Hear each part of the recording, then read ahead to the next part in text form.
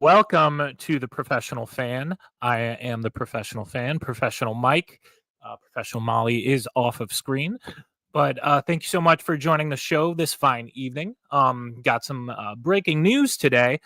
The Cleveland Browns just signed. Oh, there's Professional Molly. The Cleveland Browns just named and promoted former tight ends coach Tommy Rees to be their offensive coordinator. So this was one of two options that I expected to happen. Either he was going to get promoted, or they were going to go after Clint Kubiak if they were looking elsewhere. Now, if you're just joining us or if you're new to the show, before I go on, please like, subscribe, and share this content. It helps us out a ton. And if you love draft analytics, Cleveland Browns news, or even just free agent carousal, I cover all of that good stuff, and also subscribe to the channel for The Real with Joseph Latman, which I also co-host, and it's just a great time. So Tommy Rees, to give you a little bit of background, was the former offensive coordinator for Alabama under Nick Saban. And he actually said a few kind words about Tommy. So just to kind of as an introduction, let's see what Mr. Saban had to say about him, and then I'll go into a little brief my thoughts on it. BTM NBC 13 in Birmingham. Coach, you're over here. Your offensive coordinator is 30 years old. The age gap between you and him, what has it been like so far when you hired him, a 30-year-old offensive coordinator? Do you have a lot of things in common, maybe some differences, or what is that like? Because a lot of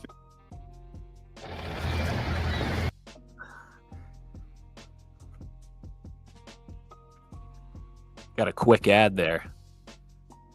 1 second. We'll play the ad out, and then we'll get back to Mr. Saban's words. And there's Professional Tara. All right, I think we got it. And we're back. What is that like? Because a lot of fans. It's great. First of all, I still feel like I'm 39, and Tommy's great. He's mature.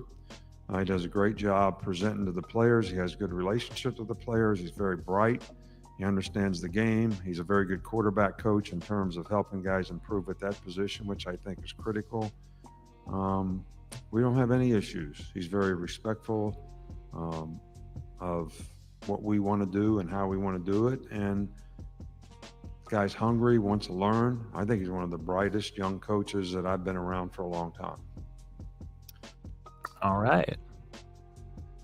So, if you're not familiar with former Hall of Fame level coach Nick Saban, that is probably as bad of a glowing compliment that you can get from him. There's always a joke that Nick Saban never smiles. I think it might be true. So, yeah. So he worked under Nick Saban, and Nick Saban loved the kid. Guy, he's a grown man. He loved the guy. He's had nothing but glowing remarks to say about him. And he actually, outside of the Cleveland Browns offensive coordinator role, had some kind of looks from other organizations to actually be a play caller. Now, what I think, especially from Mike Vrabel's Patriots team. Apologies, my dog's just choking in the background. You good? All right, she's fine. All right. You never know what happens when we go live on the Professional Fan, folks.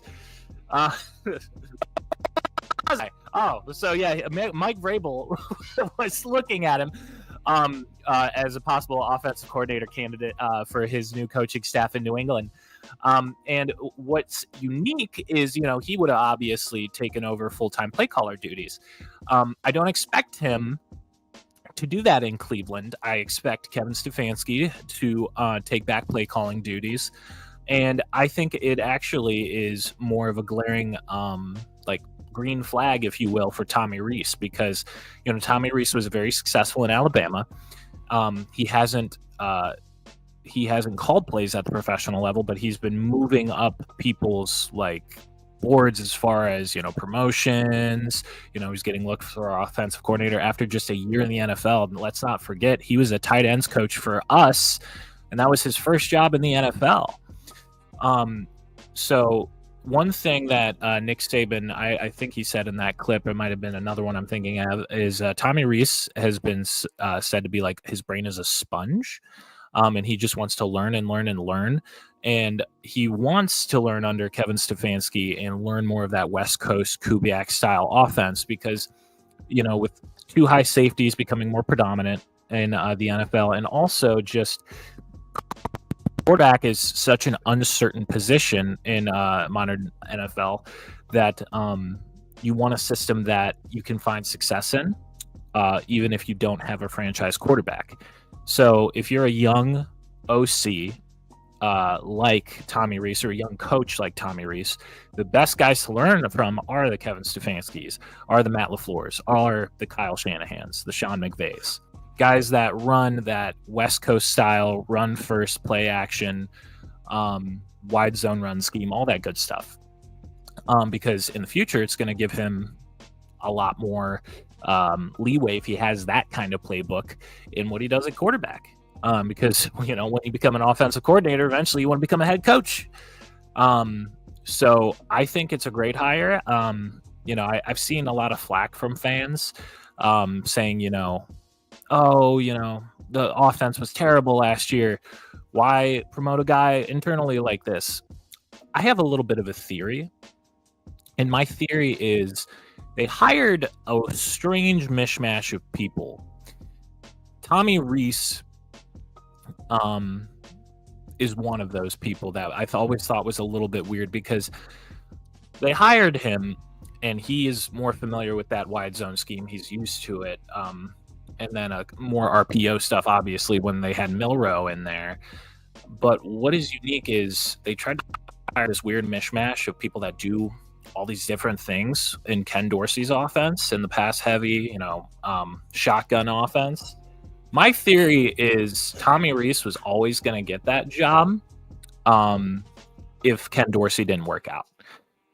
Like he was like a backup plan because they like to be prepared. And one of the unfortunate things that happened with the Browns, Deshaun Watson didn't work out. So what was the backup plan? Tommy Rees, somebody that will work well with Stefanski, that will, you know, learn from Stefanski, but also brings with him maybe some new up and coming offensive ideas that are prevalent in college, because college is always like the breeding ground for new offensive scheme, plays, all that good stuff before it makes its way into the NFL.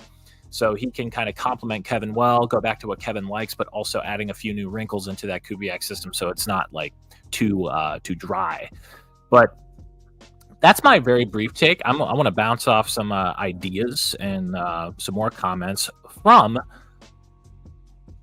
the best guy I know. He's got a hat on today. Ladies and gentlemen, Monsieur Joseph Latman. Add him to the stage. I might have to add him to the stage. No, I added myself. Thanks for having me on the. I'm honored. It's my first appearance here on the Professional Fan, so it's an honor. Yes, welcome. But yeah, great opening monologue there. You said a lot of interesting things, and I'm excited to get into this tonight. When I saw this hire today, I was pretty excited because I was thinking about getting on here tonight and reacting to it. So yeah. Yeah. No, it's a really exciting hire. I'm really happy for it, and let's do the. I'm not going to name names of certain Cleveland reporters, but let's do the negative reaction first. What do you think of all of these fans and local media that is saying like, "Oh, this hire doesn't make any sense because the offense wasn't successful last year," and it's an internal hire? Well, yeah, I mean that's typical fandom. I mean, and here I thought that at one point because I'm always looking. You know me, I'm looking at every angle. I'm always questioning everything. Yeah, I mean it's easy to say, why would you bring back anybody from the staff when you had the worst offense in the league this past year, and everything was just not as good. One thing they did do well this year, though, I thought at times was throw the ball. I thought the passing was a lot better with this year. They just didn't have the quarterback to do it, but I thought a lot of the concepts as the year went on, especially once they gave up play calling and let Ken Dorsey run his offense fully. But the passing game coordinator was Tommy Rees. So, I mean, he had some input in that. The running game was atrocious this year. We all know that. The scheme itself and did not fit the personnel and anything like that. So, I mean, it's fans are always going to think that. Why would you do that? Why would you bring back anything? Because they want zero attachment from that. You know what I mean? It's like when people go through things in life that maybe they have bad memories from. A lot of times they just want to move on completely. And so, Right. but I personally think that Tommy Rees was Kevin's guy all along, and that's why he was brought here. Because I don't see why Tommy Rees would have came in as a tight ends coach last year. As highly as regarded as he is. I mean, I got a text from somebody today I reached out to who knows about Tommy Rees pretty well, is in the coaching circle, and they told me all I've heard is that he is, quote, all I've heard is that he is a brilliant young mind and a dude in the coaching world. His trajectory is up for sure. And so Tommy Rees has been known for a while. I mean, the regards about him in the coaching circle, and that's from somebody I trust. Everybody loves Tommy Rees. They think so highly. He's only 32 years old too, so Young guy. he's one of he's one of the younger kind of known candidates, a rising coach I've seen in a long time. Yeah. But I think he was Kevin's guy all along. We all know why Ken Dorsey was in here last year, and it wasn't Kevin's. Kevin wouldn't have fired Alex Van Pelt, number one. And if he would have brought in a guy like Tommy Rees. Tommy Rees, Right. he was also the offensive coordinator at Notre Dame. He was at Notre Dame for 5 years. And Yeah. when Marcus Freeman took the job there, he even kept Tommy Rees. So they've always ran more heavy, multiple tight end sets at Notre Dame when he was there, more play action passing, a lot of same stuff Kevin Stefanski does, the Kubiak, McVay type of scheme, Shanahan. So I think what he's going to bring is just a different flavor to it that they haven't had in the past. I think him and Kevin will marinate their styles really well. And I think they'll be just fine. I think he'll throw in some, you'll see some of the explosive plays too. But they got to get the quarterback right first. But I think they have the right structure now. But yeah, I mean, Ken Dorsey was part of the whole air raid plan that I talked about on my show all year and broke down. And Jimmy Haslam, Paul DeBodesta wanted this air raid attack that they started floating out there back in 2021. And did the cat just? I mean, Yeah. This is he is professional loving wrestling. this hire. Yeah. But Hell of mercy. no, but I they wanted the whole air raid attack, and we've talked about it. Why would you fire your whole offensive staff basically after the season they came out of in 2023 with the full 4 or 5 different quarterbacks? But Yeah, right. that's what happens when people that shouldn't be in charge try to meddle into things. When in charge of football operations, try to meddle into stuff. So, but I think Kevin clearly has the full reign now. He's got the keys. And I think this is who he wanted all along. He's got his own line coach in here now too, who comes from the Harbaugh tree. And was under Bill Callahan as well. Same type of offense in a lot of ways. Long time coach at Rice too. Yeah, Ron was the OC at Stanford as well with Harbaugh, and so heavy sets, running the ball. We know what Harbaugh likes to do. So I think they're getting back to what they should be doing. Their real identity on offense. I think Tommy Rees is. It's interesting about Tommy Rees too. And he was supposed to take an interview with the Patriots this week. Yeah. And that was Mike Vrabel's number one choice. Yeah. They were really close relationship. You've heard them both talk about each other this year. Rees went on about Vrabel when he left. I mean, that was his guy. Right. He didn't even go take the interview. So I wonder, A, how much money did the Browns give him in a contract? And B, you talk about everybody expects Stefanski to be calling the plays. I'm not sure yet because I'm just surprised. It would have to be either a boatload of money they gave him, or maybe I'm sure him and Kevin obviously have a pretty good relationship. It seems like obviously, but I would think he was given play calling duties because that guy would have easily been the play caller somewhere else. I don't know what their plan is there, or maybe it's just kind of like a bi-year plan. Maybe like, hey, we'll see, we'll try it this way, and then. Maybe we'll switch to you if I think it's a better fit, or we'll try different things in training camp. Yeah. Maybe I don't know. I'm curious to see what they do there. Me too. Yeah. But I like the hire. So yeah, it was a great hire. I mean, you said something on point where like with the play calling duties. I think the reason why Tommy Rees is he wants to see Kevin play call.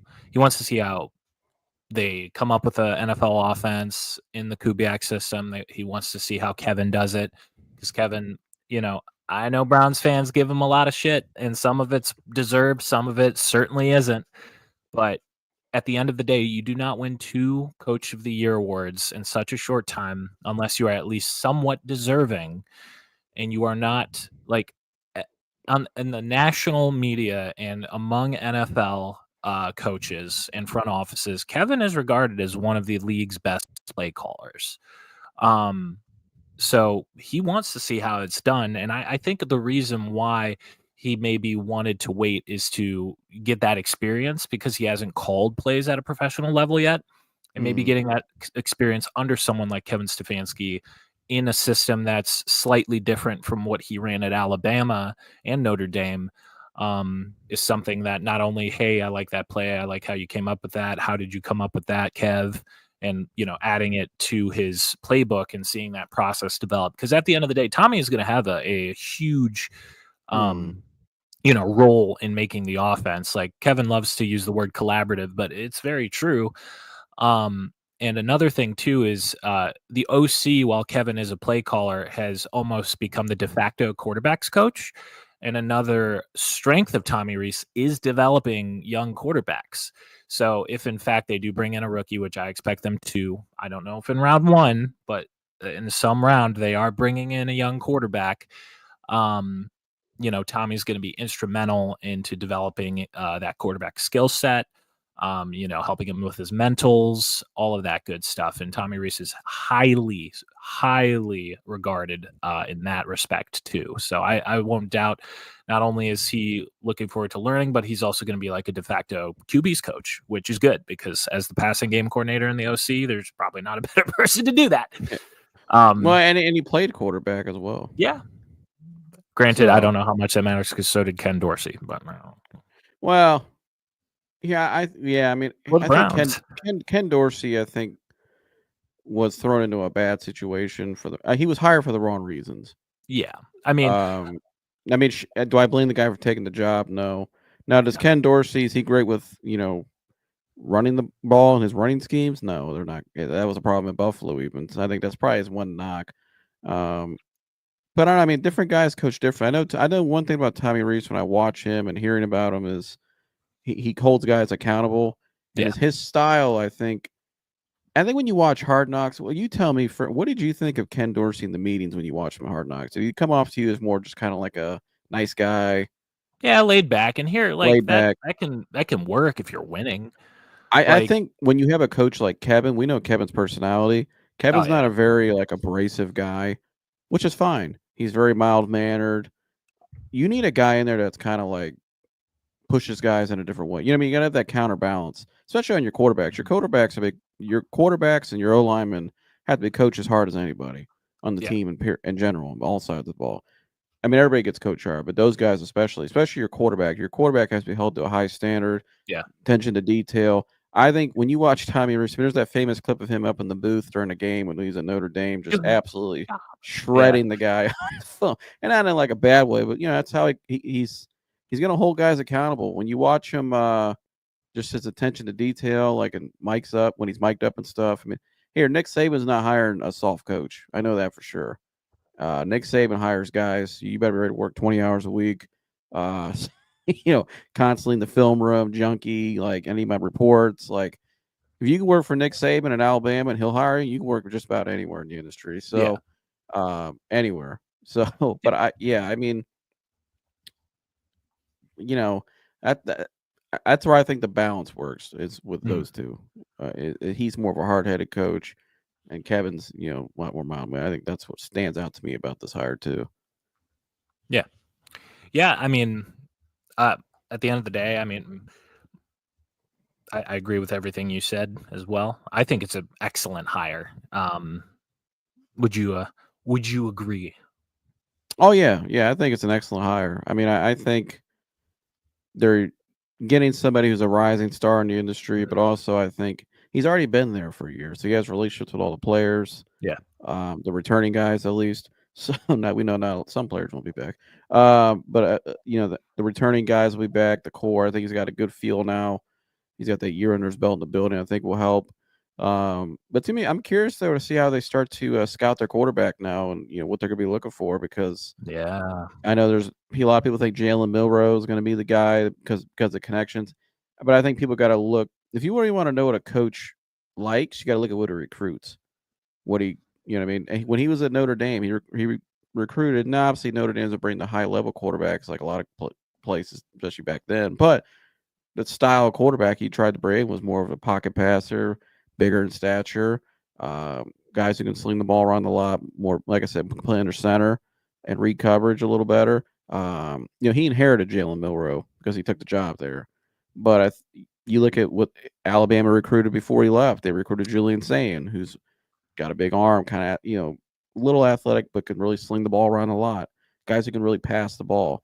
I think that's what they'd be looking for more of, maybe like a Jackson Dart in the draft, or we'll get into that here whenever we get there. But that's what I'm curious to see, is what their philosophy is going to be like. And also, I'm still curious about the run game coordinator as well. They brought a guy from UConn last year. I don't know if you're saying, or I'm curious I to see think they're running.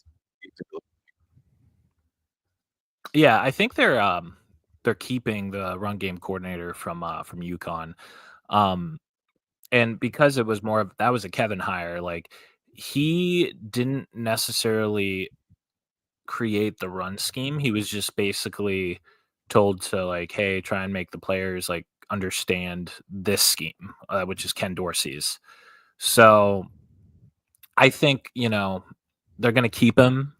He's still going to have a say in a more wide zone kind of run scheme, which is what makes sense. But I think it's going to be more Kevin. And oh, my fire turned off. It's going to be Got real cold in there all of a sudden, folks. got real cold. Oh, there we're back. Oh man, it's too cold Yeah. outside, and I have a fire on, Mike. Yeah, I mean, firewood's expensive now, man. But yeah, no, I think the run game is going to be very much collaborative between Kevin and Tommy. And you actually, a great segue. You talk about quarterbacks. We also heard some rumblings in the Twitter sphere, X sphere. I'm sorry, X sphere sounds cooler anyway. In the X sphere, that the Browns like Jackson Dart in their initial. Now, keep in mind, folks, it's very, very, very early in any sort of draft evaluation. Jackson Dart, unfortunately, could, if he goes to the combine, looks incredible, goes to the Senior Bowl, looks incredible, there's a chance that he can jump up boards. Also, conversely, he might run a 5.2, and he might have the worst accuracy rating at the combine, and he might be tripping over his shoelaces in the Senior Bowl. You never know. We're really early in draft evaluation. But from what they've seen, they like what they're seeing in Jackson Dart. Now, I'll go into my thoughts on Jackson first, and I know I'll hand it over to Joseph afterwards, because I know that's one of Joseph's guys. He's been talking about Jackson Dart before Browns fans were talking about Jackson Dart. I haven't talked about Jackson Dart for 2 years. So Jackson Dart, I mean, he's got a huge arm, great deep ball. He scrambles. He can extend plays. I don't think he runs a 5.2 for what it's worth. I was just being facetious. He's a quick guy, pretty athletic. Had a really pretty good season at Ole Miss. I think he threw 32 touchdowns to 9 picks, 4,400 yards, and then like 500 additional rushing yards. So he's got some legs. I think he was second in the country in passing yards too overall. Yeah, second in the country in passing yards. And here, Ole Miss is an SEC team, for what that's worth. There's a few things that are reddish flags. He's a little bit of a streaky passer. Third. Yeah, third. And he had the high, but he did have, amongst the guys in the top 10, I just want to point this out, he had the highest average highest average yard per throw, which was 10, which is pretty impressive. Right. And he can play in structure. He's a pretty good pocket passer. So the thing with Jackson is the few things I don't like is throwing between the numbers. He's not shown he's great at that. Now, that could be a scheme issue. It could be a personnel issue, but he hasn't typically been good at that. Another thing is issue that is kind of a reddish flag is he has been described as a streaky passer. So like when he's on, he's on. When he's off, he's off. The Browns fans understand that more than everybody. Baker Mayfield, when he was at his best here, he was a streaky passer. If he had a good day, Baker Mayfield looked like the first overall pick. When he had a bad day, he looked like Jameis Winston. Like there wasn't a lot of in between. Baker could never just have an okay day. Know. Now that being said, if you have a Kubiak style wide zone scheme, a West Coast offense, as we would mostly call it, Jackson. Can he play in structure? Yeah, it looks like he can. He's got a big arm, so like he can hit those dig routes. And if you're playing him in a quarterback friendly system like that, that's more run heavy, and the fact that I think the Browns defense, if the Browns offense gets better, the defense was okay this year. It wasn't like as dominant as it was last year, but I expect that to get better. You have the defense, you're going to fix the run game. Can someone like Jackson Dart work in that environment? And most signs would point to yes. If you have that kind of environment, I mean, you saw it from Sam Darnold this year. Everybody's saying it's a big bounce back year. He had a very, not to take anything away from Sam Darnold's year, because it was a fantastic year and I'm happy for Sam. I hope he gets paid somewhere. But Sam Darnold, Brock Purdy, those kinds of guys, what do they all have in common? Fantastic defense to support that, and wide zone Kubiak run first scheme. A lot of play action, a lot of spreading the ball out, a lot of decoy plays. I mean, so I think Jackson would find success. I don't know how much, but my biggest worry, and then I'll hand it over to you. I just want to pepper this in. But so my biggest worry with Jackson Dart is he goes to the combine, he goes to the Senior Bowl, and looks fantastic. Because if that happens,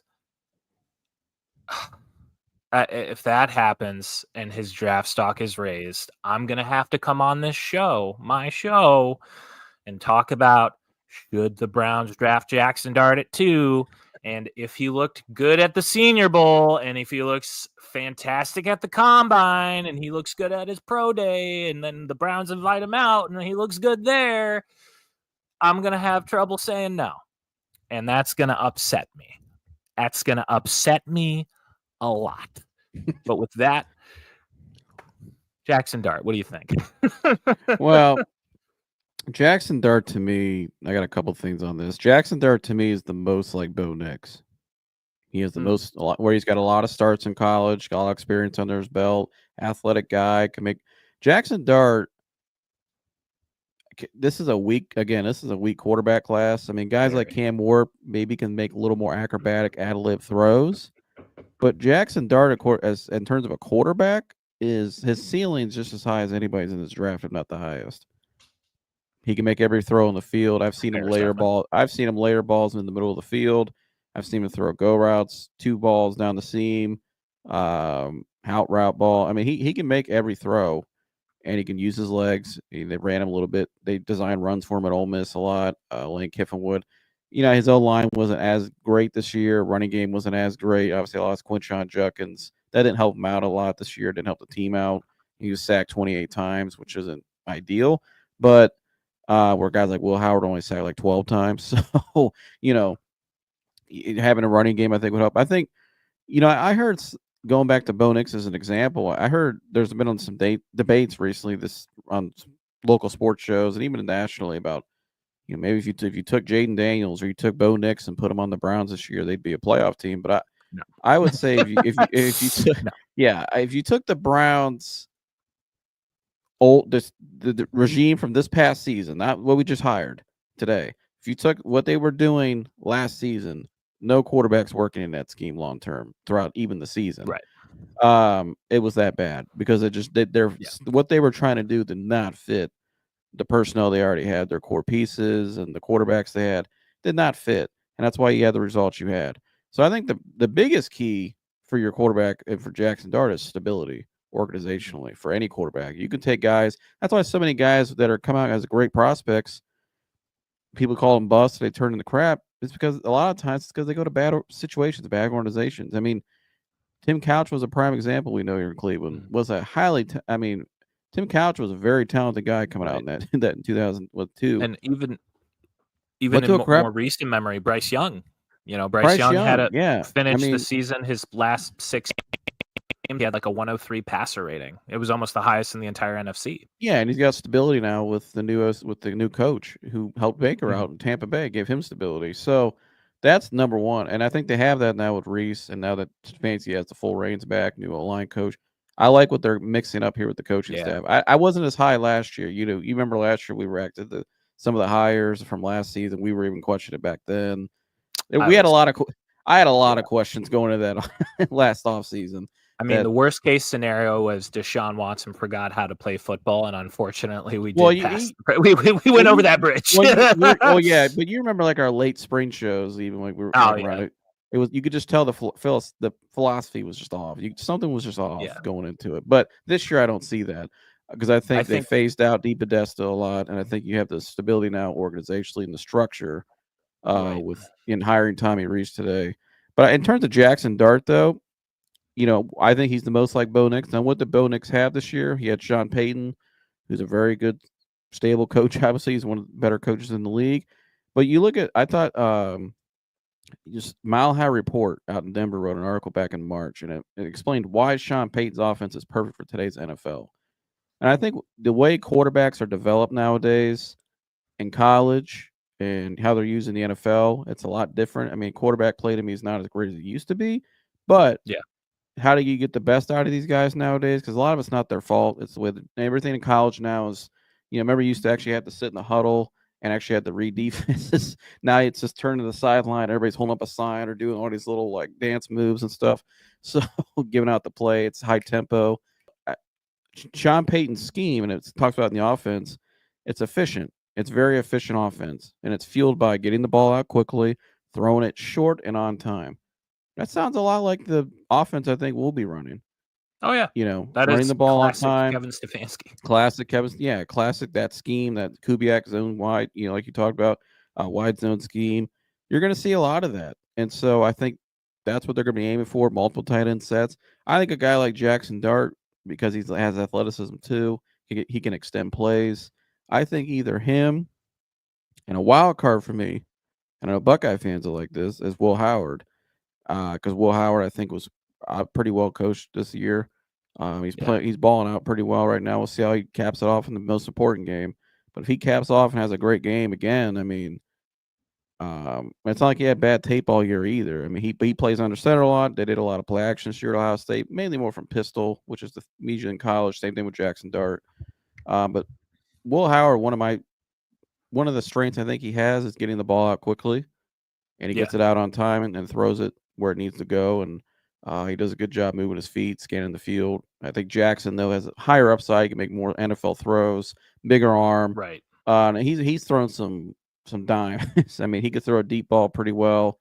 But those two in particular, and both are 6'4", or let's see, Will Howard's 6'5". He's a big kid, 6'5", almost 230s, 5, I think, or something like that, or 230. Maybe 225. I know Coach Mick Marotti got him down a little bit when he got here, but and then Jackson Dart, I think it's like 6'3", about 225, 230. So that's probably what you're going to be looking for in the draft. I'd have no problem if they take a quarterback round 2 or 3. But I'm curious, though. I mean, if they trade back in the first round, how far could Jackson Dart really be the next Bo Nix? Remember Bo Nix last year? A lot of people didn't have him in the first round. We're sitting there on draft night. He gets taken 12th overall. I didn't have Michael Penix either. Yeah, I mean, he gets taken 12th overall. Or JJ. I mean, it's a weaker draft class in a way, but if teams are quarterback needy, like last year in a way, could the Browns fall to 12 with the Cowboys and take him there, just the same place as Bo Nix. If he has a great offseason like Bo Nix had, I mean, I don't know. It really depends. And funnily enough, like Bo Nix did not look good at the Senior Bowl. Like that's why I was so surprised when he got picked in the first round. He Well, did that's not where you have a have to good trust Senior- your evaluation. You got to trust. And Yeah, obviously, Sean Payton's a hell of a talent evaluator. So I mean, the Senior And- Bowl and the offseason stuff gives you a little more. It can Yeah, help, but ultimately, it's sure. going to come down to it's going to come down to the meeting rooms, their pro day. I think the pro day to me is where you see a lot of the raw talent, yeah, and then sitting down with them in the meeting rooms, breaking down film with them. That's where these guys. And I think now I feel more comfortable having Tommy Rees in the room because now he'll really know how to sit and dissect a quarterback because he's been that guy. But I right. just want to throw it in there. But go ahead. I'm sorry. No, I was just gonna say, and I've said this before, where my fire's off again. Getting cold in there. It's getting cold. Hold on, we gotta wait until I stoke the fire. Mike's got to heat it up, guys. We got some people here I gotta heat watching. my- You heat guys, my make sure you fire. guys like, subscribe, and share. Hit the like button. Leave some comments right now in the live chat too. Who do you like the Browns to take a quarterback? Let's get some feedback here. What do you think of the hire of Tommy Rees too? Go ahead, Mike. Yeah, no, all I was gonna say was, here's what I'll say about where we're picking. I have made it very known on X and elsewhere that at least with the information that I have been provided, and we have all been provided now, which is all the college tape that is available and everything else, I do not think there is a single quarterback in this draft worth the number 2 overall pick. I don't think there's a single quarterback in this draft that is worth the 20th overall pick. But there's a big but in there. Quarterback evaluation is the worst job in the NFL. People get it right so seldom. People get it wrong all the time. There are prospects that, hey, this dude's going to be a surefire thing. Doesn't work out. There are players where people are like, he's okay. And then ends up being one of the greatest quarterbacks ever. It's so seldom that it works out. I could be completely wrong. That is where I stand with these quarterbacks. Now, that being said, if Browns sink their teeth into these quarterbacks, which they're gonna, because they are quarterback needy, and they say, oh my God, Jackson Dart is our guy. Oh my God, Cam Ward is our guy. We love everything about him. We think it'll work. You got to take him at 2. And I might not like it at the time, but that's kind of where I'm standing is like, even if you got to almost trust in that's hard for fans. You got to trust the coach. You got to trust the GM. It's like at that point, it's like I have the information I have, and I just got to kind of roll with it. Hopefully that the front office, who has been to the pro days, had the visits, all that good stuff, they come in and make the pick. If they end up taking a quarterback at 2 and they don't trade down, okay. I mean, they must have seen something I didn't, and just hope they got it right. Well, it's gonna be really hard for them if you're sitting there at number 2, because the drafts, the scenarios and what they could have. Does Dion take the job at the Cowboys? Because obviously, if he takes the job in Dallas, you know who he wants. He wants a son there, probably both of them, and so it's gonna be really interesting to see what happens there. Because if Dion takes a job in Dallas, they're probably gonna be trying to call the Browns at 2. Because I think they'll have fear of the Giants possibly taking him. Because I think the Giants would like to take Shador. There seems to be some connection, some smoke there. Tennessee seems to like Cam Ward if they go quarterback. I don't know. I'm really interested in that scenario because if they stay at 2, because number one, do you want to fall from 2 to 12? Because I think if you're falling to 12, your best hope is probably trying to get Tyler Warren, in my opinion. I don't know if Tyler Warren will be there at 12 because I think just the multiple set tight ends in the NFL nowadays. I think he's going to be a really needy player up there in that top 10. I think a team's like, remember the Raiders? They drafted the one guy the year before and he came back at Brock Bowers. That's what this kid's like. He's like a Brock Bowers type of tight end. I agree. I almost have him. I think actually, sorry, Corey. I think he's a better player than Brock Bowers. That's kind of hard to say. Say that 5 times fast. I think Tyler Warren's the best tight. He's my tight end one in the class.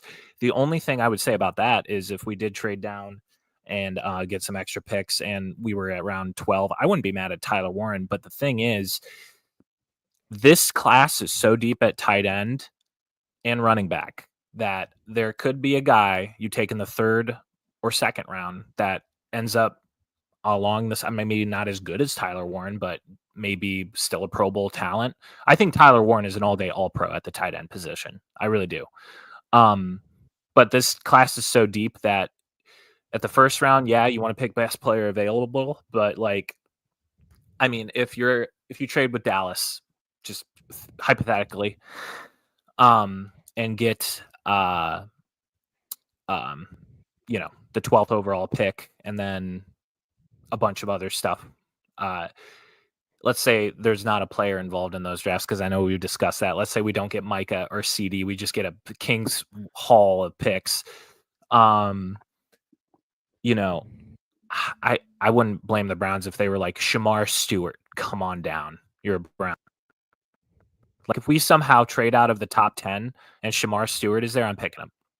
Also, a Texas A&M Aggie. The more tape I watch of Shamar Stewart, the more I like him.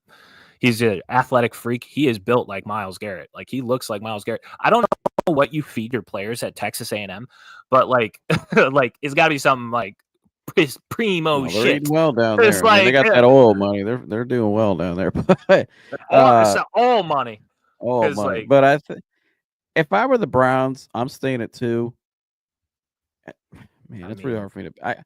Abdul Carter or Mason Graham to me is just too good. I mean, you don't get the number 2 pick. You don't get the number 2 pick that often. You don't want it that often, obviously, because it means you're losing. But I don't think any of these two. I don't like Shador or Cam at all in the top 10. I wouldn't take either of them in the top 10. That's just me. I know a lot of NFL scouts are thinking that as well. I just don't think that Cowboys, if that happens, it's an if still. Because right now I think it's more likely that the Browns stay at 2, Cam goes 1, Shador gets taken at 3 to the Giants still. I'm still staying there. I don't know about the Raiders. I don't know if they seem to be interested in the Shador sweeps in the Sanders sweepstakes period nowadays. Or even recently. Because I know there was a report about Deion Sanders possibly going there. And then the Raiders put out a report basically saying that we're not interested in that. So I don't know. That makes them field now. But I think that they could probably get Shador probably lower than 2 if the Cowboys do that. So I don't think they're really going to be calling the Browns, if I'm being honest with you. I think they could probably get up to 5, maybe 6, somewhere in there. Because I think some of those teams in there are going to need more players. They're going to need more assets just to pick more players and stuff like that to fill out their rosters. If I'm the Browns, I'm staying at 2. I'm staying at 2 regardless, unless it's got to be a monster offer where I get like Micah Parsons or something. And I'm taking Abdul Carter or Mason Graham, one of the two. Probably Abdul Carter. I've always been of the mind that if we stay at 2 and for whatever reason the Browns look at all these quarterbacks and like they all suck. Like I don't see. I mean, you got to remember too. You got the 33rd pick, which is it's the first pick out in the first pick of the second round. Yeah, you got the first pick of the second round. So I mean, if you want to move in late in the first round and get your quarterback, like the Ravens did with Lamar that one year, you could probably pull it off because you're probably going to get a compensatory 3rd round pick as well. Because it looks like Catherine Hickman is going to be going to the Titans, so you're going to get a pick for that. So Glenn Cook going to the Raiders, actually. Catherine Hickman didn't make it to the second round of interviews. Oh, she did. Oh, so it's Glenn Cook then. We're getting a compensatory 3rd there somewhere. Somehow. And and either way, we're probably trading Greg Newsome at this point, unfortunately. Hey, there you go. So you're going to get an ass 3rd. Right. So they can move back in the 1st if they want to get Jackson Dart. Yeah, there are ways. And I think the Browns they're going to find a way. I think if they walk away with this draft with Abdul Carter and Jackson Dart, I'm feeling really good. I'm feeling great now with Abdul Carter. Actually, I don't. If we pick Abdul Carter, I don't care who else we pick at that point. I mean, I say that jokingly, and I have a draft show, but like that's how good Abdul Carter is. And just imagining him and Myles Garrett on the same line gets me fully torqued. That's where I'm at. As like I'd be so excited to see Abdul Carter. Now I will point this out there. I'm not saying draft Jackson Dart and expect to throw the kid out there and he's just going to make everything go away. I'm not rushing him out there. I'm curious. I know we're gonna we put this in the description too. We talk about NFL draft quarterback. We're both consensus about Jackson Dart, and Will Howard's a wild card. But which, I mean, Sam Darnold's. I don't know. It doesn't like. I don't think they're gonna bring him back now. I think they got to go with JJ. I think they are going with JJ. Kirk Cousins. I mean, I would still bring in a bridge guy for one more year. I think Kirk Cousins makes the most sense. He does, just because he has familiarity with the offense. I just think he had a bad year this year in Atlanta. I think as soon as they brought in Michael Penix Jr. and drafted him after they just signed him, and you saw the reports came out after that, how shocked he was and kind of pissed he was. Yeah, I think that Kevin and him are boys. Kevin's gonna tell him what's up. Kevin's gonna be like, "Hey, we're signing you to a 1-year deal, so keep in mind we're taking someone." Yeah, I just think someone at some point in this draft. I would want a guy like that in the room with my rookie quarterback, anyways, because of his experience that he can learn. Yeah, Kirk knows what's up. He knows what's gonna be. He knows what situation he's probably getting himself into. But it's better than what he is right now, which is sitting the bench. So I think here he has a fresh start with his boy Kevin. We know the history there. I think I'm sure him and Tommy Rees probably they may have a connection somewhere. I'm sure Tommy Rees seems to get along with everybody. You heard what Nick Saban said about his relationship, how he connects with players and the relationships he builds.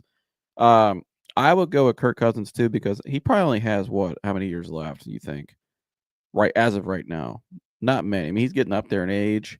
He's getting older.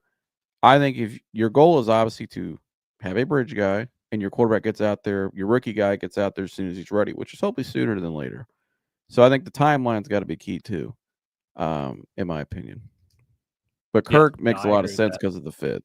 I'm not. Yeah, and Sam Darnold to me, I wouldn't take Sam Darnold for not to cut you off. I wouldn't take Sam Darnold because I don't think he's that great. He struggles against pressure, like you've seen the last 2 games, the most important game of the season. But he's also good enough to get you where you're stuck in limbo, where you're in the middle, like the Steelers have been. Yeah. I could totally see Sam Darnold going to the Pittsburgh Steelers. If Sam Darnold is willing to take a 1-year deal, I wouldn't be upset with it, but I think he's going to want more than that. I think he's going to end up in Pittsburgh because that fits what they do, which is stay right in the middle of the pack. What the fit of mediocre quarterbacks going 9-8 and then missing the playoffs? That's a great fit for Pittsburgh. Well, it's like it's him. I hate to say it. I love Tampa and the Buccaneers, but because I love to say Tampa, the Buccaneers I think are kind of in a limbo situation now. There's some other teams out there, you know what I mean? Teams like that where they have good enough quarterbacks that'll win them enough games, but they're still stuck in the pack. Like they make the playoffs, but they don't get out of the first round. They're not built to. They don't have the quarterback to get over the hump, like Tampa, like Steelers, teams like that. So I don't want to be in limbo. I want to be either really good or in next year's draft class. If Jackson Dart don't pan out, I want to be really bad so I can get one of those quarterbacks because that's how you and that's stop quicker. Yeah, and that's where I'm at. And the 26 and 27 draft classes for quarterback are just both going to be so much better than this year's. That's the other thing where it's like I don't want to take a quarterback this year because I'm not impressed with them yet. But there are plenty of quarterbacks next year I'm impressed with. There are plenty of quarterbacks coming out in 27 that I'm impressed with. And even if we start a bridge guy or like a 4th round rookie quarterback, if we revert back to our old offense and give our defense like time to breathe, I think that, we're not going to be picking at number 2 overall again. No. So, well, you can make the argument too that at least hopefully not, but you could also make the argument for next season that your pick, whoever you have at running back, is going to be. It's never as important as quarterback, but it's going to be pretty damn close because when was that defense at its best? And Miles even said it after the season, where when he came out and we had no run game. we need a run game to help me, so I'm not on the damn field gasping. 40 minutes out of the 60 minutes of the game, like we saw this year. And what were the 2 best seasons of defense in Cleveland has been since the Fancy's been here? It was 2020. They had probably the best run game. And they had the best run game in the league that year. We had the best run game in the NFL. We were ranked number 1. Their defense was a lot better that year, and then your defense was elite last year. When you ran the ball better last year, you still had the Bill Callahan running scheme, right? So that, and they got to fit this scheme properly to work around your quarterback. Yeah, no, I agree with that wholeheartedly. And real quick, we have a Jets fan in the comments venting. Oh, he was going off, man. Yeah, he was. Jets motivator, thank you so much for commenting. Like and subscribe for NFL content. Yeah, I mean, your season and our season both sucks. I like that. He says, as Jet fans, it's our favorite time of the year. Senior Bowl, NFL Combine, free agency, pro days, NFL drafts. It's our safe space. Sounds like Browns fans. Shout out to my man Teflon it Don. looks like My man Teflon's back. He said Browns need so much help. I don't trust these slots making the picks. This year was a waste. I'm tired of them being straight cheeks. He always ends it with straight cheeks. Yeah, I know. I saw that. Well, so the Browns don't need. So here's what I would say. I know it's a very emotional reaction to the season, and here I was emotional too. But as per my show, I have to get analytical with stuff. So at the end of the day, like the Browns, since technically we're still in this season, last season we won 11 games, 4 different quarterbacks. We had the number 1 ranked defense, and the personnel, I would argue, only got better with the previous draft because you had Mike Hall, you had Jerry Jeudy, you add a more in-depth linebacking core. Your players have another year of expertise that, some of your veterans, Grant Delpit took he silently took a very large leap this year as far as a run stopper and a DB in the secondary. I really think we're a quarterback in a better scheme away. I would say our help is we need a new starting running back, which luckily in this draft is going to be really easy to get. We need a tight end 2 and maybe 1 receiver, but that's the team needs. The biggest need is quarterback, which unfortunately in the NFL is the hardest position to figure out. But I would show you, look at the Commanders. I keep bringing them up. I'll keep bringing them up. Last year, they had the number 2 overall pick. They won 3 games. We won 3 games. They just won their first playoff game since 2003 or something crazy. Mm-hmm. And it's been a long time. Yeah, it's been a long time. They just won their first playoff game. They won 12 games this season, and they're rolling. And all it took was a quarterback change. And I would argue, I think the Browns are alignment and stability. And alignment and stability. Quinn and Kingsbury is a very, I know Cliff Kingsbury gets a ton of heat, but he does run a very vanilla version of a Kubiak West Coast system. I just think they're all on the same page, and they're just a stable. Then they're all on the same page. It's the right environment for a player to grow in. That's what we need to create here. And here, if the Commanders can do it, we can do it. I would argue our personnel is as good, if not better. Our defense certainly is. I mean, well, yeah, and it's all about, like I said, stability, structure, but development, like you were saying just now. But also, earlier, we talked about, you brought up 2 high safety. Opening mind. 2 high safety's always been around. It's not like a it's just become a more prevalent look. The problem is just I think the problem is the development's so bad at the quarterback level nowadays, and that they're just not reading it. They're not. They just struggle against it. But I think that's where, again, you have to have a elite, good quarterback development coach, motivator, developer. That's why that's why when I harp on stability, I don't mean it's like an old man on the porch, but that's why it's so important, because these guys nowadays, they're not coached like they used to be coached, the quarterback position. Right. A lot of them are just athletic guys playing quarterback. You want a quarterback that's athletic. You know what I mean? There's a difference. So, but I don't know. That's why I see. That's a great point. But I think that's why Jaden Daniels worked so well, because he was a quarterback that was a great athlete in college, but he threw the ball around a lot. I mean, the statistics show it. The tape shows he won the Heisman, and then he got to a great situation. I think we can do the same. Like you said, I agree with you. We can do the same thing here. Especially now we're making moves. Now, the biggest question I want to ask you as professional Mike is, where do you think organizationally they are now? Do you really is it true that we think that DBS has been phased out and that this is going to be Barry's time? Because I do think it's fair for fans, like what Teflon done. It's fair for fans to be like, you got to show me. They got to regain the trust back of the fans, because obviously we know why. So Browns fans have been through a lot too, so they earn the right. But I'm curious what you think of all of that, because I think that's the most important part for everything to work. Right. think with DePodesta has been phased out for the most part. And I think this is going to be very much Kevin's draft, like especially now that they're looking at quarterback. Like they want to make sure they find someone now that is more complimentary of Kevin than forcing Kevin to be complimentary of one player. Yeah. And I think Jack Conklin, believe it or not, said it best in his exit interview. And if you're not a Browns fan and you're watching that's our former All-Pro right tackle. He's still our current right tackle, but dealt with injuries. That's beside the point. But he said it best in his exit interview with the media. He said, "Look, I think our issue this year was we you didn't name names, but it's pretty obvious. We centered the offense all around one guy, one person, and we had zero success. Where before, all the players brought in were meant to work in a system. We were one well-oiled machine. We were all brought in to do one thing. But instead of all of us uniting to do one thing, this past season, you told us to all get together and work a system for one person.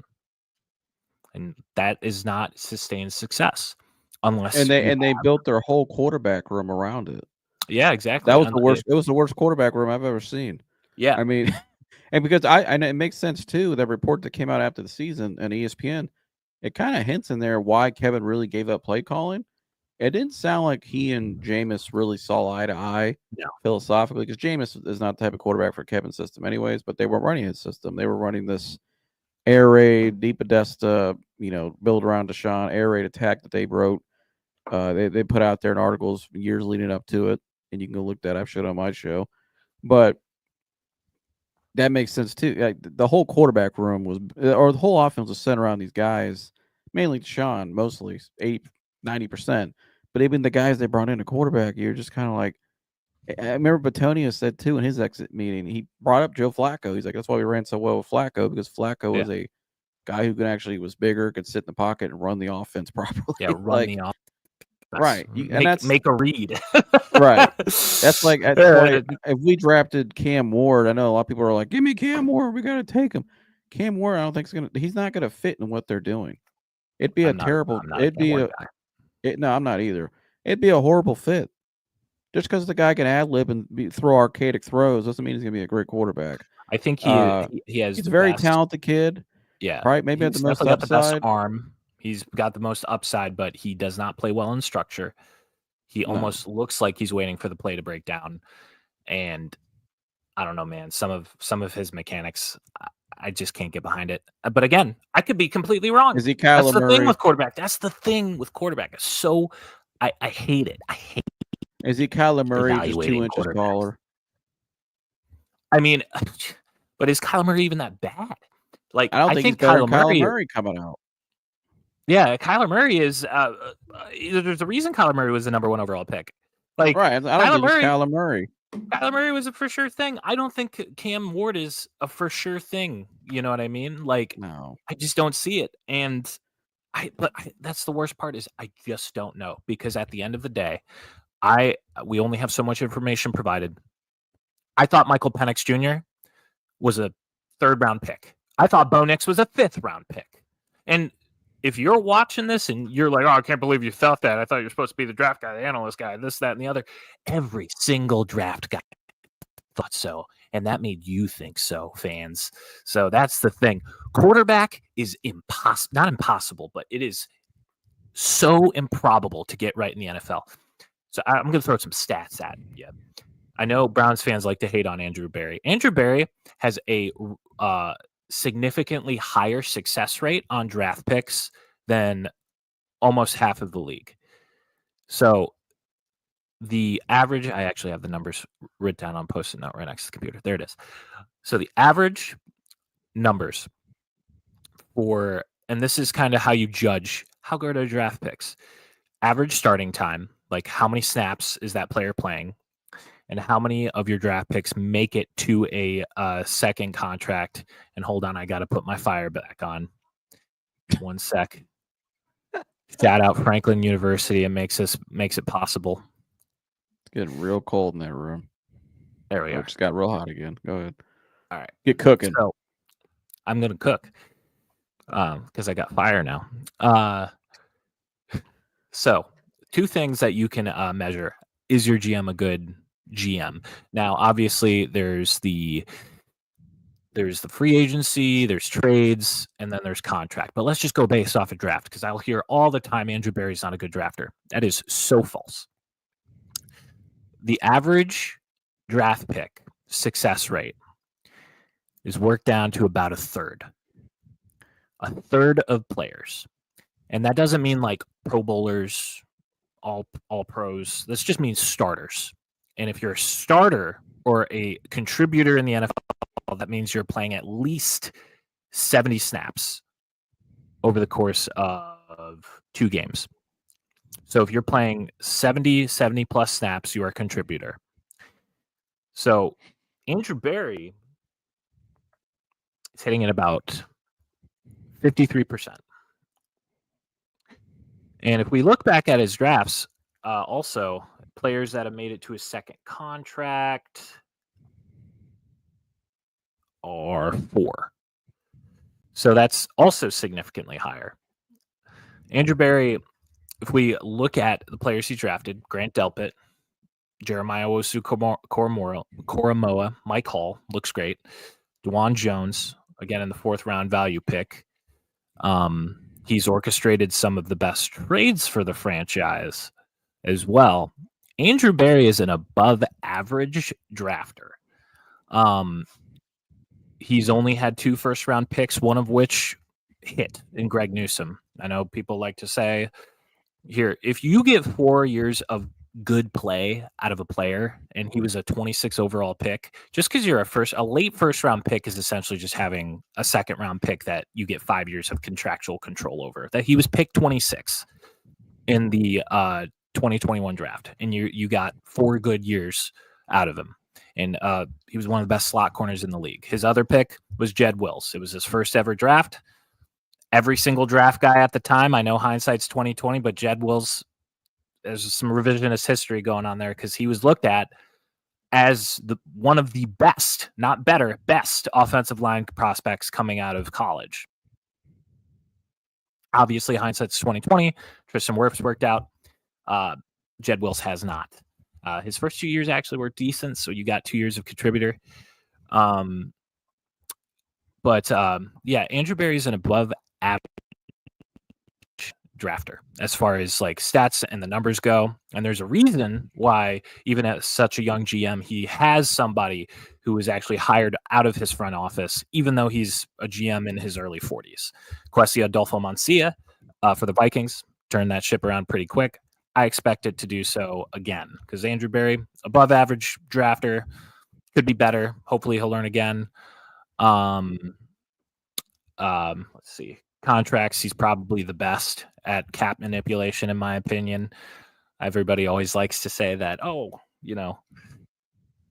draft, the Browns are in cap hell. Browns are in cap hell. No, we're not. I guarantee that the Browns are going to be the biggest spenders in free agency. I wouldn't be surprised. And then as far as trades, other than the worst trade that in recent NFL memory, most of his trades have paid dividends for the Browns. But yeah, I just want to speak some realness, some truth. Well, you're a lot higher on AB than I am.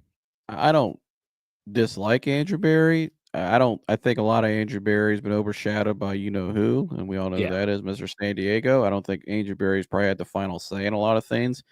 How do I know that? Because the first guy out there when they drafted Jed Wills and many other first round selections in the past years was DePodesta. So who really was making the final say on all of those? But and whose strategy, that vision that he talked about when he got hired, influenced all their operations. We're going to find out now if that's true that we believe, and a lot of people believe that DePodesta is phased out. We're going to really find out how good Andrew Berry really is now. How good of a talent evaluator are you?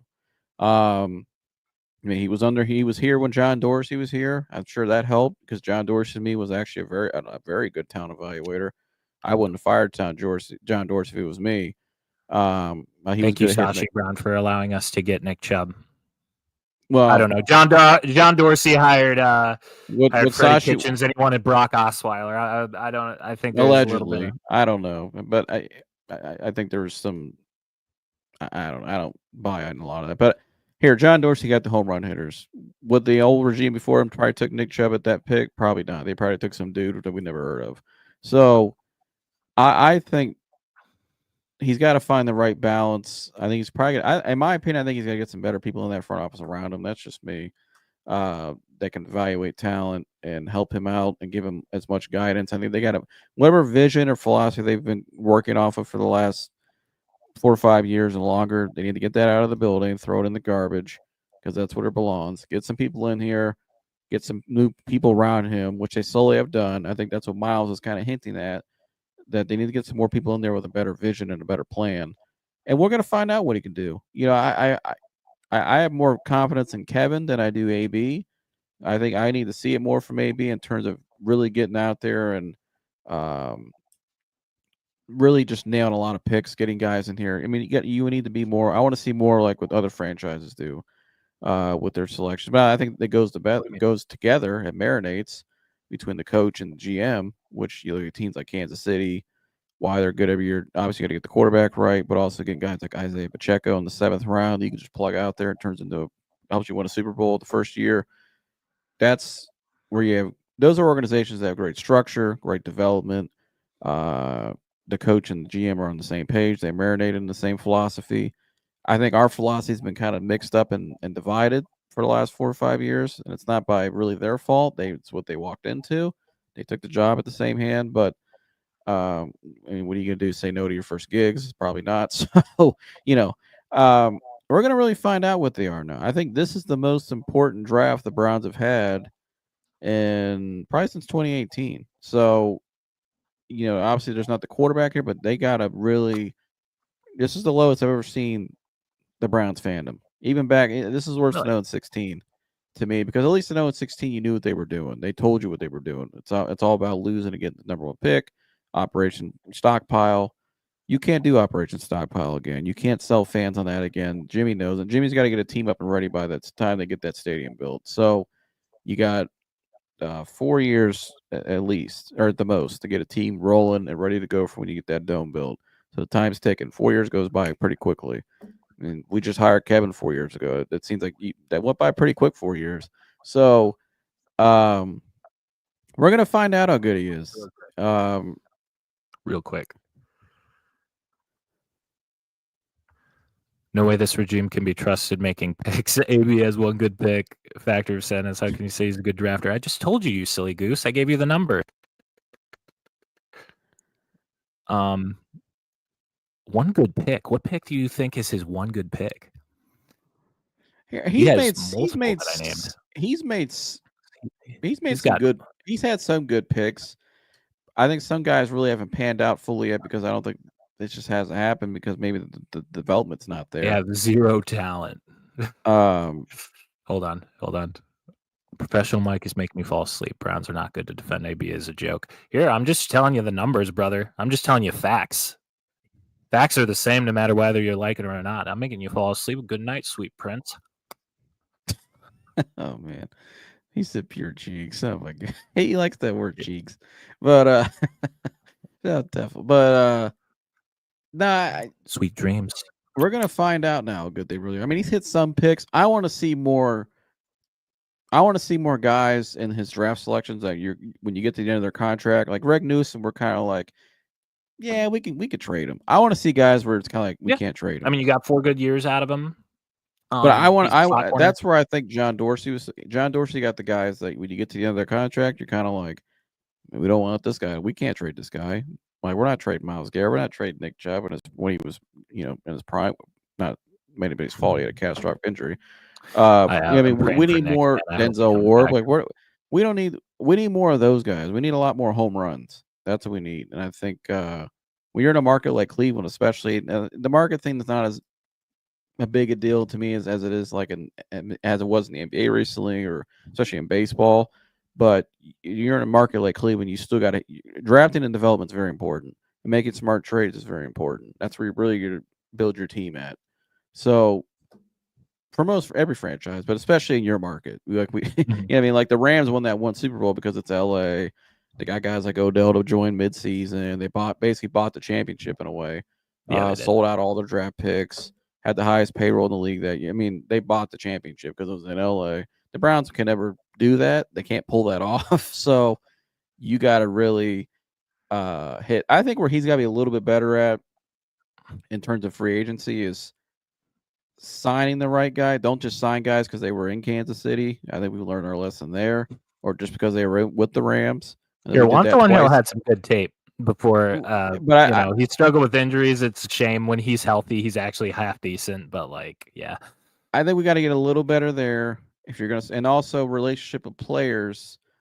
One thing I think G. Bush points out on the Cleveland areas a lot that I agree with in a way is not all, but and I'm not saying he's bad with players, but I think this is more part of the organization as a whole. Really, probably reflects more on ownership. If I'm being honest with you, the relationship with players when they leave. We've had a lot of disgruntled players leave. I think that's something they got to change as the fire goes out again. That's something they got to change and start building better relationships because a lot of these guys, it's going to travel with the agents. And you don't want that because you're really going to have a hard time as it is already getting guys come here. That's going to make it even 10 times harder. So I think that's where they got to get better at is player relations. But here, if they were given the full reins, like it's being reported, this is going to be their first. This is going to be their first full off season for the coach and GM to have full autonomy and have a clean slate. Make it happen. What you going to do? Now you got a little cap situation going on, obviously with Deshaun. It's probably why a lot of people are saying take a rookie quarterback because it's going to help you with obviously rookie deals help you with that. We're going to find out how good they are, but Yes, I mean, I want to see some major stuff happen because they got to get some momentum going. The momentum right now is just not great. Right? Don't you agree they have momentum, Molly? No, the Do you have Cavs anything do. to They add? won again tonight. By the way, the Cavs got the payback win over the Pacers, dominant Oh, good. 35. I hope DG's okay. Yeah, everybody was overacting the other night because they lost one game. So Yeah, DG went down with an injury though, and it looked not great. So yeah, I'll have to go. I didn't know. I'll have to go look at that. So. yeah, I'll have to dig my teeth into it as well. But just any parting words for the lovely people? No, make sure you guys like, subscribe, and share. Keep supporting the professional fan. Help Mike out. This is his 4th episode.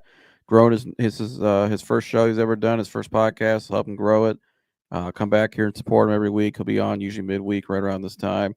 You'll catch him over at my show as well. We got some other shows at this network, The Real Media, the Fix with Dan and Chris. That'll be coming back here soon. It's a sports betting show. We're gonna have some new shows coming too. We're kind of just working on right now and thinking about. So let us know maybe you guys want to see. And please like and subscribe. It's a simple tap of the button twice. Hit the like button. Hit the subscribe button. It's free. It helps us grow. YouTube, ding that notification. Ring the bell. Yeah. Leave us a comment as well. Let us know what you think. And yeah, keep supporting Mike. Any comment. And so I'm honored to be up here tonight as the first guest of the professional fan. I know Mike's gonna have some other guests up here soon, and he's gonna keep going with his draft scouting as well. What do you got next? Tight ends? Yep. My top 5 top tight ends that aren't named Tyler Warren or Colston Loveland because those are 2 household names at this point. So I'm going to go to most of my evaluations are going to be day 2 guys because that I think really that's the bread and butter of every draft. I mean, it's the first round guys, unless you draft Justin Gilbert like 4th. Yeah, we'll hope we don't do that again. But well, I think we're past that. Yeah. Well, I was honored to be up here. Hey, brother, you take it away though and sign off. I'll see you guys over on the Reel down the road here this week. Thank you for being on. And folks, you've just been watching The Professional Fan. And thank you so much for joining. Thank you for everybody who commented. Like Joseph just said, please like, subscribe, and share. It helps us out a lot. He has a show on this channel as well called The Reel. And then we also eventually, hopefully, we'll have the Fix back on, which is centered around sports betting. But yeah, like, subscribe, and share if you like this content. It really helps us. And if you happen to be working for the Cleveland Browns and you watch this, be a professional and listen to us, sink your teeth into these quarterbacks, and do a great job. But that's the show, folks. Thanks so much for joining. I'm out of here, and I hope you have a great night. Later.